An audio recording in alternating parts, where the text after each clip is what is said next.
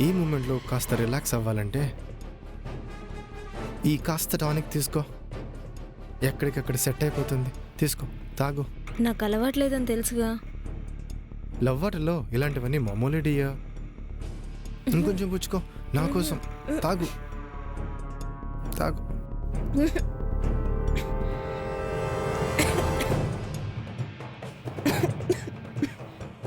ఈ రోజు కోసం నేను ఇన్ని రోజులు వెయిట్ చేశాను. ఈ రోజు నేను ఎలాగా వదిలిపెట్టాను. తను ఇవి తీరగా ఎంజాయ్ చేస్తాను.